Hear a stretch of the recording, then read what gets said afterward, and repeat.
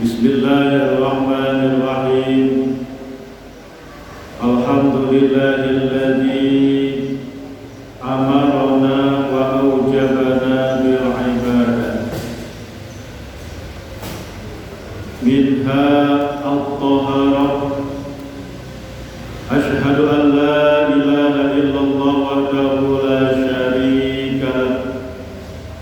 Wa ashhadu anna sayyidana Muhammadan abduhu wa rasuluhu la nabiyya ba'dah. Allahumma salli wa sallim wa barik ala sayyidina Muhammadin wa ala alihi wa sahbihi wa man ittaba'ahu ila yaumil waqi'ah. Amma ba'du, faqad qala Allah ta'ala fil Qur'anil 'azim. A'udzu billahi minasy syaithanir rajim. Innallaha yuhibbut tawwabina wa yuhibbul mutatahhirin. Shadaqallahul 'azim wa sadaqa rasulun nabiyul habibul karim wa nahnu 'ala dzalika minasy syahidin wasyakirin walhamdulillahi rabbil alamin. Allahumma iftah 'alaina hikmataka wanshur 'alaina min khazaini rahmatika ya arhamar rahimin. Rabbi shrah li sadri wa yassir li amri wahlul 'uqdatam min lisani yafqahu qawli. Rabbi zidni 'ilma warzuqni fahma.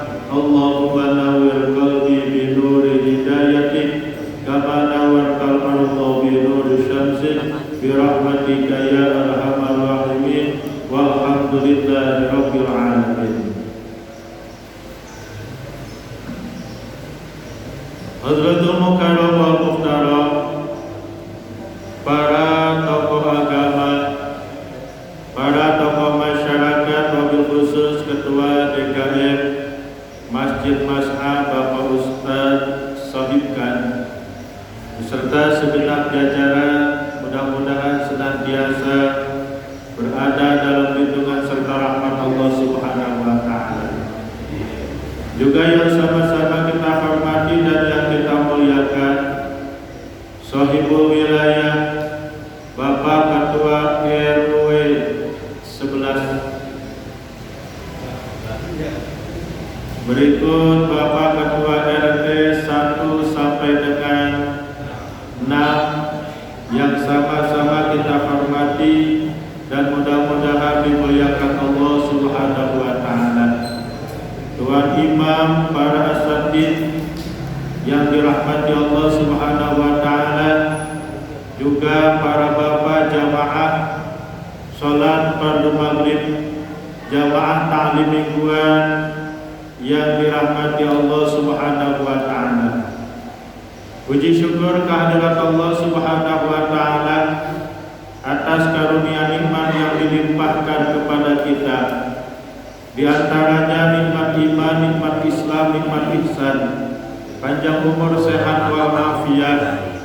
Alhamdulillah, dengan rangkaian nikmat-nikmat tersebut, sore hari ini menjelang malam hari ini kita masih diberikan kesempatan, masih diberikan peluang oleh Allah Subhanahu wa Ta'ala untuk terus beribadah mengabdi kepadanya lewat salat fardu maghrib berjamaah yang dilanjutkan dengan ta'lim mingguan.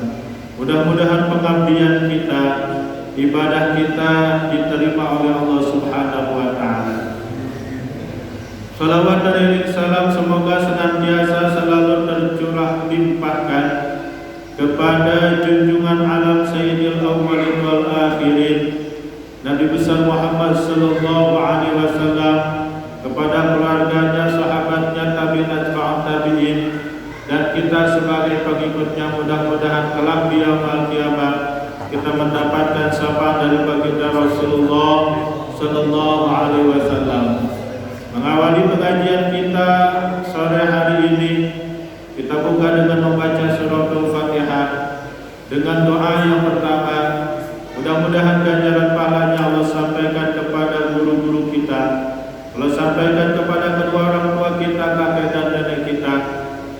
donatur para pejuang Masjid Masna yang telah meninggal dunia, mudah-mudahan di alam kuburnya senantiasa mendapatkan ceceran rahmat serta maghfirah dari Allah Subhanahu wa taala.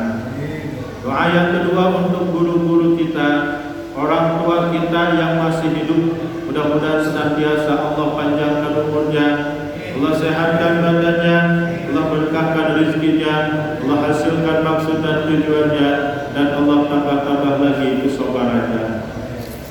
Doa yang ketiga untuk keluarga kita, putra-putri kita, istri kita, mudah-mudahan senantiasa berada dalam rahmat serta lindungan Allah Subhanahu wa taala. Putra-putri kita dijadikan anak-anak yang sehat, yang cerdas, yang soleh dan solehah, yang berbakti kepada orang tuanya, berbakti kepada gurunya, berguna bagi nusa bangsa serta agamanya. Istri kita dijadikan istri yang solehah, keluarga kita dijadikan keluarga yang sakinah mawaddah warahmah. Usaha kita dilancarkan, rezeki kita diberkahkan oleh Allah Subhanahu wa taala. Doa yang keempat untuk keluarga kita, tetangga kita, sahabat kita, bahkan diri kita yang saat ini sedang kurang sehat, yang sedang sakit, baik penyakit berat maupun penyakit ringan, yang dirawat di rumah maupun dirawat di rumah sakit, apapun itu jenis penyakitnya, mudah-mudahan segera diberikan kesembuhan yang sempurna oleh Allah Subhanahu wa taala. Virus, wabah, penyakit mudah-mudahan segera diangkatkan, disirnakan oleh Allah Subhanahu wa taala. Dan doa yang kelimanya kita mohon kepada Allah Subhanahu wa taala untuk pembangunan Masjid Masna, mudah-mudahan senantiasa berada dalam pertolongan Allah Subhanahu wa taala. Rizkinya diberkahkan, jalannya dilancarkan, prosesnya dimudahkan oleh Allah Subhanahu wa taala. Para pekerjanya, panitianya panjang umur, sehat walafiat, dan tambah-tambah lagi kesabarannya. Dan doa pamungkas kita mohon kepada Allah Subhanahu wa taala di mana menghembuskan nafas terakhir, mati dalam keadaan husnul khatimah, yaitu mati dalam keadaan Islam, iman kepada Allah Subhanahu wa taala. Ala hadhihi niyyah wa ala kulli niyatin shalihah wa ila hadatin Nabi Mustafa al-Fatihah. A'udzu billahi minasyaitonir rajim. Bismillahirrahmanirrahim. Alhamdulillahi rabbil alamin arrahmanir rahim maliki yaumiddin. Iyyaka na'budu wa iyyaka nasta'in ihdinas siratal mustaqim. Siratal ladzina an'amta 'alaihim ghairil maghdubi 'alaihim waladdallin. Amin. Mudah-mudahan seluruh rangkaian doa kita berkenan diijabah oleh Allah Subhanahu wa taala. Para bapak jamaah yang mulia yang dirahmati Allah Subhanahu wa taala, materi pengajian kita sore hari ini ataupun petang hari ini adalah materi ilmu fikih, karena ada permintaan dari divisi dakwah ataupun divisi pengajian ada materi fikih. Cuma saya sampaikan terlebih dahulu, karena di dalam ilmu fikih ini banyak mazhab, banyak pandangan, banyak ulama, otomatis akan banyak pendapat. Dan saya harapkan dalam pengajian kitab fikih ini, kalaupun ada yang berbeda pendapat, toh tujuan kita sama, ingin mengabdi, ingin mendekatkan diri kepada Allah Subhanahu wa taala. Tujuan kita mau ke Bogor, bisa lewat Salabenda, bisa lewat Semplak, bisa juga lewat Selebutnya. Yang penting tujuannya sama. Ya. Makanya di dalam ilmu fikih itu banyak, ada 4 mazhab. Asalkan jangan keluar dari 4 mazhab ini, insya Allah selamat. Ya. Dan yang saya buka adalah kitab Taqriratus Sajidah karangan Syekh Hasan bin Ahmad bin Muhammad bin Salim Al-Kaf yang bermazhabkan Imam Syafi'i. Mayoritas di negara kita ini bermazhab Imam Syafi'i. Kenapa? Karena memang melihat masyarakat kita dan Imam Syafi'i juga pendapat-pendapatnya, kaulnya itu cenderung dengan masyarakat Indonesia. Siapa itu Imam Syafi'i? Nama asli beliau adalah Imam Muhammad bin Idris Asy-Syafi'i. Beliau dalam susunan nasabnya, ketemu nasabnya dengan Rasulullah Sallallahu Alaihi Wasallam bin Jaddihi Abdi Manaf, Muhammad bin Abdullah bin Abdul Muttalib bin Manaf. Muhammad bin Abdullah bin Abdul Muttalib bin Hashim bin Abdul Manaf. Nah, dari keturunan Muhammad bin Idris Asy-Syafi'i ketemu keturunannya dengan Abdul Manaf, jadi senasab dengan baginda Rasulullah Sallallahu Alaihi Wasallam. Beliau lahir pada tahun 150 Hijriah. Belum lahir kita ini, bahannya aja belum ada. Dan beliau pindah ke kota Mekah. Beliau belajar di kota Mekah dengan Syekh Imam Khalid bin Muslim Az-Zanji sebagai mufti kota Mekah, wal Fudail bin Iyad wa Sufyan bin Uyainah. Dan beliau juga belajar kepada Imam Fudail bin Iyad dan Imam Sufyan bin Uyainah wa ghairihim dan yang lain-lainnya. Dan beliau pindah berangkat ke kota Madinah pada usia 12 tahun. Dan di dalam keterangan yang lainnya dijelaskan, ada yang mengatakan usia 6 tahun, ada juga yang mengatakan usia 7 tahun, bahwa beliau sudah hafiz Al-Quran 30 juz usia 6 tahun atau juga usia 7 tahun. Dalam usia yang masih anak-anak, beliau sudah hafal Al-Quran. Usia kita berapa? Usia kita berapa? Jadi itu aja nanti sebagai cerminan untuk kita.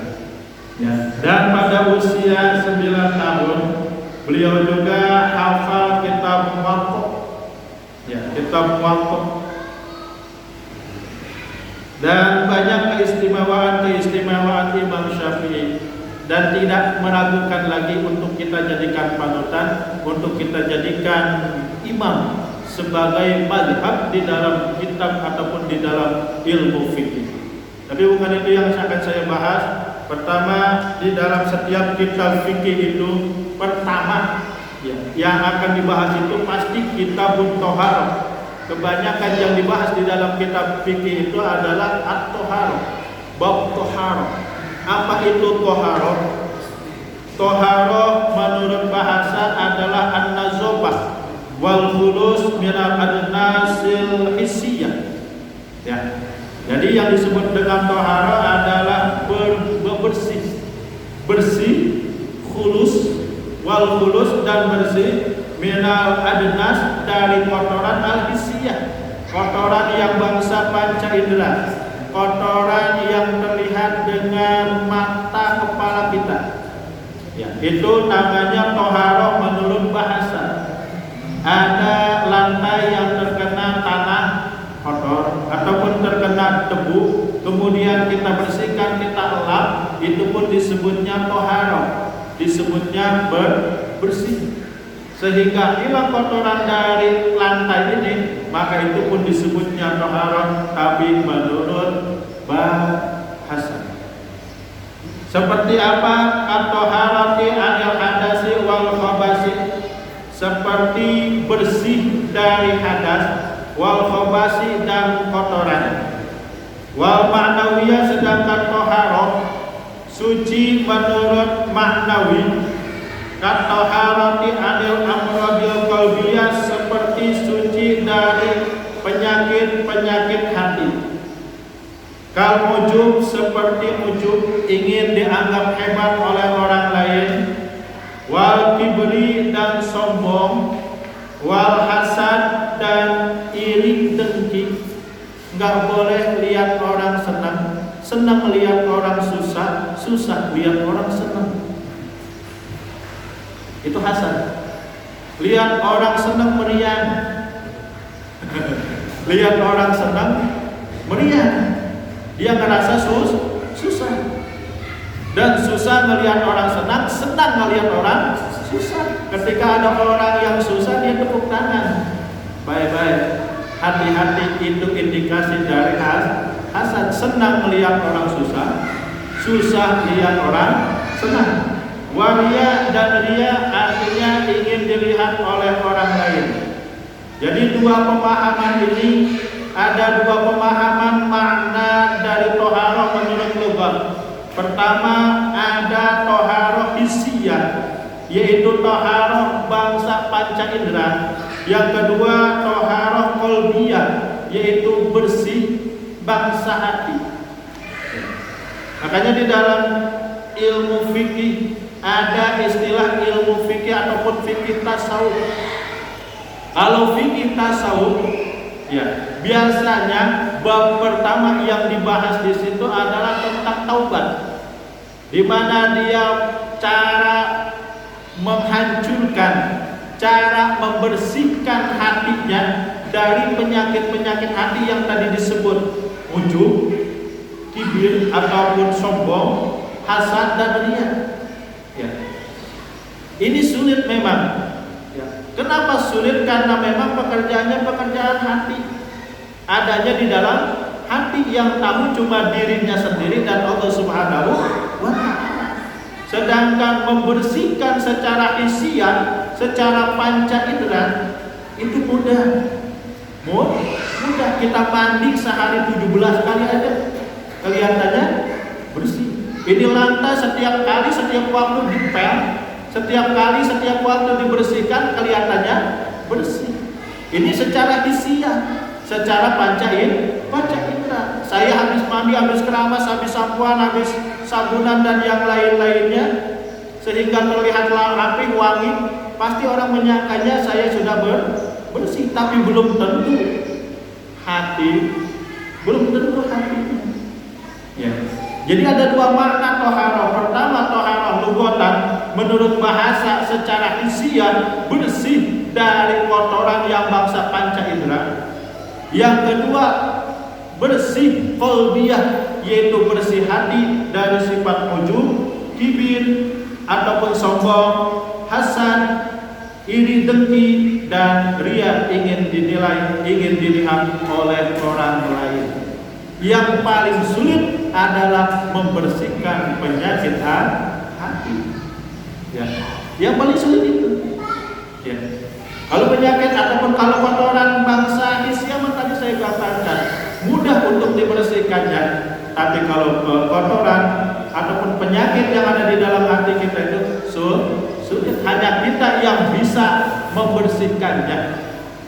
Ya, hanya kita yang bisa membersihkannya dengan pertolongan Allah Subhanahu wa ta'ala. Makanya di dalam kitab fikih tasawuf yang pertama kali diajarkan adalah bagaimana cara kita bertaubat, membersihkan hati kita kepada Allah Subhanahu wa ta'ala. Dan salah satunya adalah banyak membaca istighfar. Nah, salah satu cara awal kita membersihkan hati kita ini dengan cara banyak membaca istighfar. Wasyar'an, dan sedangkan toharoh menurut syarak, menurut ajaran fikih, raf'u hadasin au izalatu najasin. Pertama, menghilangkan hadas baik besar maupun kecil, au izalatu najasin, ataupun dengan cara menghilangkan najis, au ma bi ma'nahuma, ataupun bebersih di dalam makna seumpama dari hadas, irqul hadasi, ataupun menghilangkan najis, au ala suratihima, ataupun atas gambaran dari mengangkatkan hadas ataupun menghilangkan najis. Wa hadza ta'riful Imam Nawawi. Ini adalah menurut ta'rif pengertian menurut Imam Nawawi. Jadi menurut Imam Nawawi, ya, bahwa pengertian toharoh itu ada 6. Menurut Imam Nawawi, bukan Syekh Nawawi.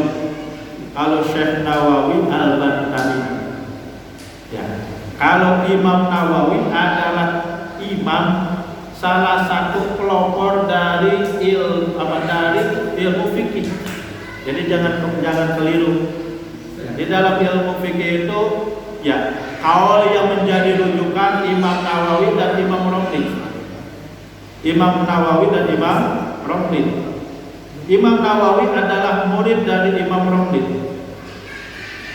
Kalau ada perbedaan pendapat antara Imam Nawawi dengan Imam Romli, maka yang harus didahulukan menurut kaul mu'tamad, kaul yang sahih, itu yang didahulukan adalah kaul Imam Nawawi. Walaupun beliau posisinya sebagai murid. Makanya jangan aneh. Jangan kaget kalau ada murid lebih pintar daripada gurunya. Ya, dan jangan merasa tersaingi gurunya. Ini dicontohkan oleh Imam Nawawi dan Imam Romli. Ya, ketika ada dua pendapat antara Imam Nawawi dengan Imam Romli, maka pendapat yang harus didahulukan adalah pendapat Imam Nawawi, walaupun statusnya Imam Nawawi ini adalah sebagai murid. Pastinya ada kelebihan. Menurut Imam Nawawi, ya, pengertian toharoh, pengertian bersuci itu ada bagi pada 6. Pertama, rafu hadasin, mengikat ataupun menghilangkan hadas. Rafu itu artinya mengangkat. Ya, kalau udah diangkat pasti hilang. Ini tisu ada di atas meja, saya angkat, ada enggak? Hilang kan? Hilang. Ya. Jadi arti dari rafu di sini artinya hilang. Jadi pertama, ya, pengertian tohara menurut Imam Nawawi, rafu hadasin, mengangkat hadas. Bagaimana caranya? Kal wudu'i wal ghusli, seperti berwudu dan adus ataupun mandi hadas besar.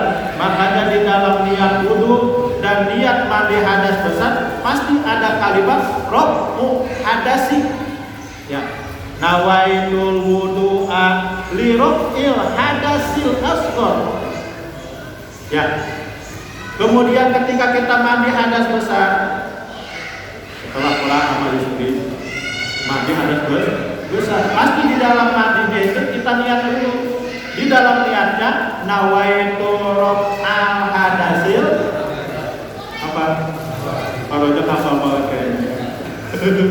Sering dipraktekkan ya Pak. Jadi cepat hafal. Memang begitu Pak. Kalau pengen cepat hafal, sering dipraktekkan. Biar nggak lupa. Seperti sholat jenazah aja kita kadang-kadang suka lupa. Ya, sholat jenazah suka lupa. Ya dari rumah bawa sejadah, dihafalkan sejadah. Sholat apa? Dihafalkan sejadah di depan mayat. Yang lainnya mengikuti jajaran sejadah. Padahal kan mesti segitu ya. Nggak mesti ikutin jajaran sejadah. Kenapa? Karena memang sholat jenazah tidak membutuhkan ruku dan sujud. Tidak membutuhkan ruku dan sujud. Ya, wah jangan mentang-mentang dia mah kiai. Mentang-mentang dia mah ulama besar. Sholat jenazahnya pakai ruku dan pakai sujud, salah. Ya, ketika kita mau wudu dan mau mandi hadas besar, di dalam niatnya nawaitul wudu'a li raf'il hadasil asghar. Ketika kita mau mandi hadas besar, nawaitul raf'al hadasil akbar. Jadi pertama, pengertian toharah menurut Imam Nawawi adalah raf'u hadasin, mengangkatkan hadas, baik hadas besar maupun hadas kecil. Ya, mau baik hadas besar maupun hadas kecil. Yang kedua, izalatun najisin, menghilangkan najis. Ya. Seperti apa? Kal istinja'i bil ma'i, seperti kita istinja dengan air. Paham ya istinja? Gak perlu saya terjemahkan dengan bahasa yang lain. Perlu nggak? Istinja. Bahasa Mandarinnya mah cebok. Bahasa Mandarinnya cebok. Ketika kita istinja ataupun cebok, ya cebok lagi. Paham ya cebok ya? Itu pengertian toharoh menurut Imam Nawawi yang kedua, izalatun najisin, menghilangkan najis. Yang kedua, wa ghusli saubil mutanajjis, mencuci baju yang terkena najis. Ya. Jadi makna toharoh yang kedua menurut Imam Nawawi, pertama menghilangkan najis. Contohnya seperti kita istinja dengan air ataupun membuang kotoran baju yang terkena najis. Ini salah satu keutamaan, kelebihan dari umat Nabi Muhammad SAW ketika baju kita, pakaian kita, apa saja yang kita kenakan terkena najis, maka bisa dibersihkan, bisa dihilangkan dengan cara membuang kotoran tersebut. Membuang kotoran yang terkena najis. Baju kita di lengan kena kotoran tai cacak, tai cicak. Itu nggak mesti dibuntungin bajunya. Berbeda dengan zaman Nabi Musa. Berbeda dengan zaman nabi-nabi sebelumnya. Ketika ada bajunya yang terkena najis, maka itu bajunya yang terkena najis wajib dibuang dengan cara dibunuh. Sayang itu kan kalau jasnya 2 juta setengah. Coba kalau jasnya 2 juta setengah terkena najis kemudian dipotong, siapa yang mau pakai? Iya. Misalkan kita buat tulisannya, nah itu air kecilnya itu asli itu kita ke tangan sama kita, karena kita di sini buat kecilnya kondisi berdiri Nah itu apakah kadang-kadang kita lihat di ciptaan itu bisa mengenakan di celana, atau apakah kita membersihkannya aja yang terkena ciptaan tadi dengan air dan hilang baunya, apa bisa cukup kita nggak apa-apa gitu? Gimana nih Sob? Karena salah kan harus bersih. Ya, terima kasih. Untuk jawabannya nanti saya sediakan waktunya untuk saya jawab ya. Terima kasih, siap. Insya Allah nanti akan saya jawab. Dan ingatkan, yuk apa? Isa jam Jam 7 lewat 22. Jam 7 lewat 7 lewat 15 insya Allah saya jawab pengajiannya dan kita akan ada insya Allah ya. Itu yang pertama, yang berapa? Yang kedua, ya, pengertian toharoh menurut Imam Nawawi yang kedua adalah izalatun najisin, yaitu menghilangkan najis. Contohnya seperti kita istinja dengan air ataupun cebok dengan air, dan ketika kita mencuci baju yang terkena najis. Cuma saya ingatkan, ketika misalkan baju kita yang terkena najis, baik itu najis mughalladah, mukhaffafah ataupun mutawassithah, ini bajunya yang terkena najis jangan dicampurkan dengan baju yang lain, dengan baju yang tidak terkena najis. Kenapa? Karena kalau dicampurkan dengan baju yang terkena yang lainnya, itu semuanya terkena najis. Ya, kan kita kadang-kadang gampang karena nyucinya pakai mesin, airnya dinyalain, ya tabungnya diisi dengan air, kemudian dimasukkan dengan deterjen, diaduk-aduk. Setelah diaduk-aduk, semua baju dimasukkan. Kalau ada baju yang terkena najis, maka semuanya yang ada di situ itu mutan najis, terkena najis. Apa biasa masih juga bisa cuci. Ya. Jadi kalau misalkan baju kita terkena najis, entah celana, entah kain, itu dipisah. Nyucinya dipisah. Dahulukan dulu baju yang tidak terkena najis, silakan. Dan yang baju yang terkena najisnya kita rendam di tempat yang lain. Dan kalau bisa itu dibuang dulu najisnya. Misalkan kena kotoran, ya maaf ya, ada yang serang makan, maaf. Kalau misalkan ada kena kotoran anak-anak, ya itu dibersihkan dulu kotorannya, dihilangkan dulu kotorannya sampai hilang bentuknya, sampai hilang warnanya, begitu rasanya. Ya betul, baunya juga. Ya, bentuknya bentuknya, warnanya, baunya dan rasanya. Memang kalau begitu seperti itu. Ya. Iya, untuk meyakinkan seperti itu. Ya. Itu harus hilang dulu. Setelah hilang baru direndam. Baru direndam. Setelah direndam, ya rendamannya kita buka, dibilas. Setelah dibilas baru dicampurkan dengan baju. Ataupun secara terpisah. Yang lebih aman secara terpisah mencucinya. Ya, yang lebih aman secara terpisah mencucinya. Gitu. Itu yang kedua, pengertian dari tohara menurut Imam Nawawi, izalatun najis, menghilangkan najis. Yang ketiga, ma fi makna rafil hadasi, yaitu bebersih, bersuci semakna dengan mengangkatkan hadas, seperti mana katayamum, seperti tayamum. Kalau tayamum dengan apa? Debu ataupun dengan tanah yang didebukan. Menurut Imam Syafi'i, walaupun menurut mazhab yang lain boleh dengan tembok, boleh dengan jong kapal. Menurut Imam Maliki, ya. Kenapa? Karena semua benda tersebut berasal dari mana? Dari tanah. Itu menurut beliau.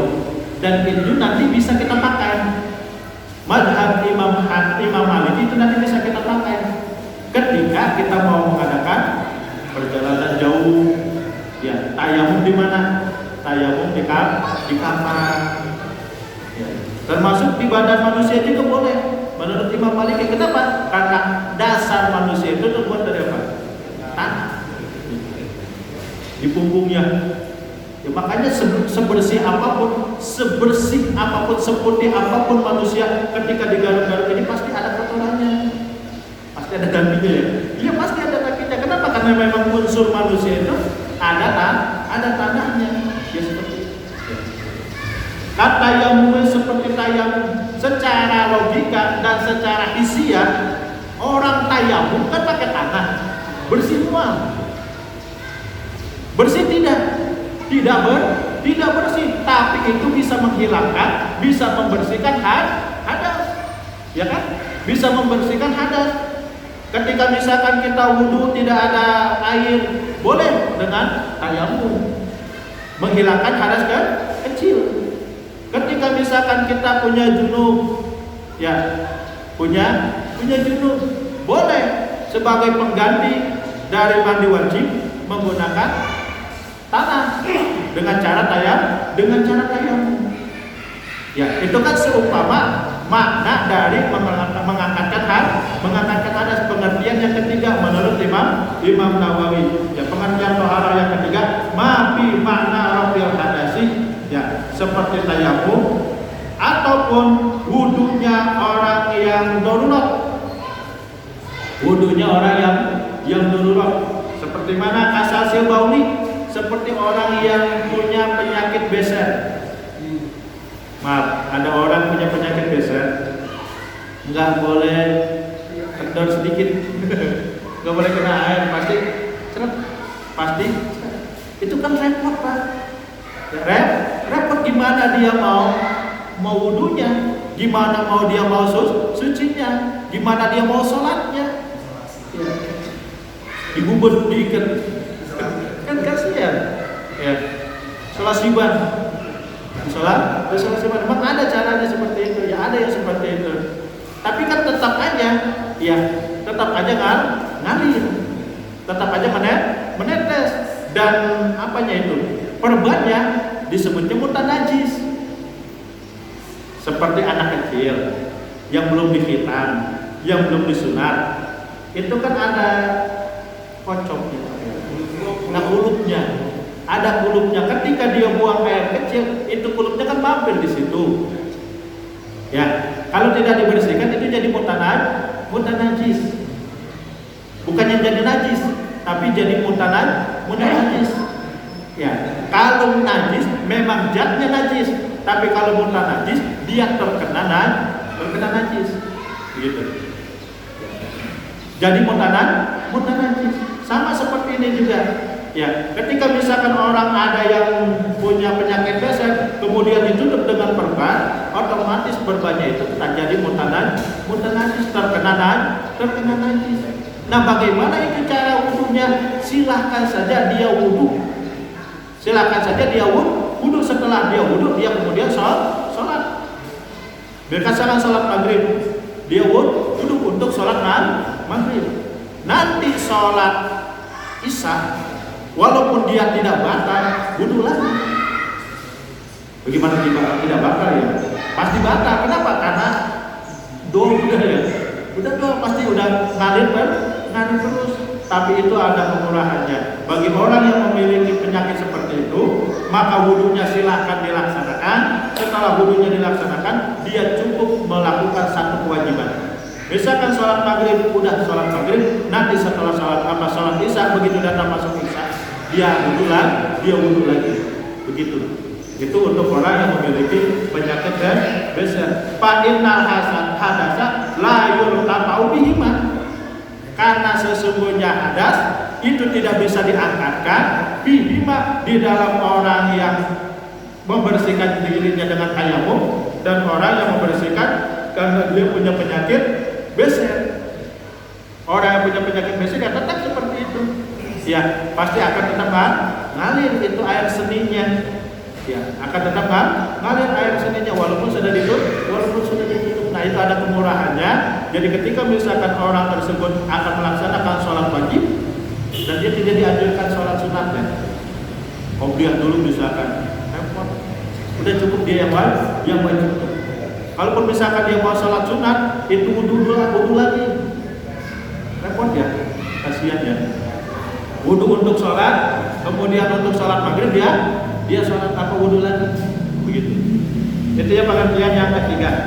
Yang keempatnya, mafi mana rafil hadasi, mafi mana izalatin najasi, yaitu bebersih dengan makna izalatin najas, menghilangkan najis.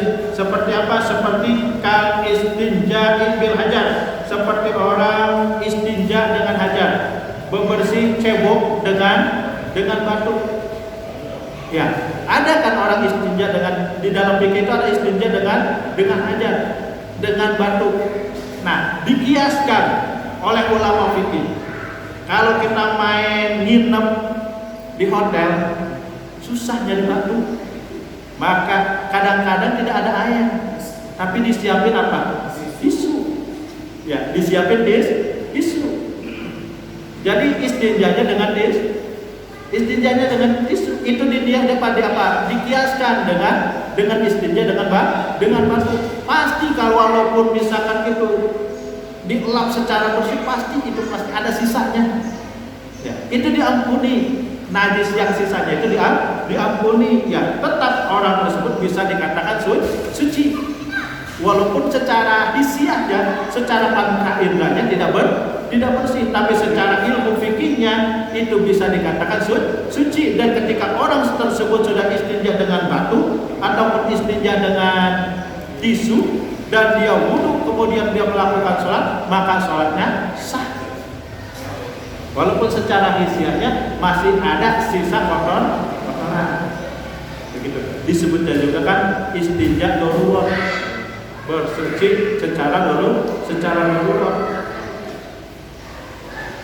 Ba'inna asar najasati bakin, karena sesungguhnya sisa dari najisnya bakin pasti tersisa, entah itu warnanya, entah itu baunya, entah itu rasanya, pasti tersisa. Ya, ada ya. Udah lewat berapa? Jam 7 lewat 16 menit ya. 1 menit lagi. Apa jam saya yang kecepatan ini? Baik, saya akan jawab dulu pertanyaan dari Pak Agus. Agus ya. Ketika Awi, ya sama aja ya. Agus apa? Ya pokoknya itulah. Pasti lahir bulan Agustus. Pak Agus, tadi pertanyaannya gimana kalau misalkan kita buang air kecil, kemudian air apa? Cepretannya ya. Pantulannya itu balik ke sarung pakaian. Ini yang disabdakan oleh baginda Rasulullah SAW ketika melakukan perjalanan Isra wal Mi'raj. Jadi banyak umat manusia, umatku masuk neraka gara-gara air kecil. Itu. Jadi dia ketika dia buang air kecil, itu air kecilnya muncrat ke celana, ke baju, ke kain, ataupun ke yang lain-lainnya, dan itu semua digunakan untuk sholat. Otomatis dia sholatnya bawa apa? Najis. Kalau sholatnya bawa najis secara fikih sah atau tidak? Tidak sah. Tidak sah. Nah, ya makanya Islam benar-benar mengatur. Islam benar-benar mengatur, fikih benar-benar mengatur bagaimana cara kita hidup bersih. Ya. Bahkan tadi dalam Islam itu ada larangan buang air sambil berdiri. Ya salah satunya dikhawatirkan percikan dari air kecil tersebut balik lagi ke celana kan, ke baju kan, seperti itu. Ya. Jadi kalau misalkan nanti itu celananya ataupun kainnya itu wajib dibersihkan. Ya. Kalaupun misalkan sholat menggunakan kain tersebut, menggunakan celana tersebut, menggunakan baju tersebut, otomatis sholatnya membawa najis. Sedangkan syarat sahnya sholat itu bersih dari najis. Begitu harusnya. Itu kan maksudnya pertanyaannya. Ya. Kalau kita tanah seni itu kan rasanya lembutnya nggak terasa sama sekali. Bahkan kelihatanku juga enggak.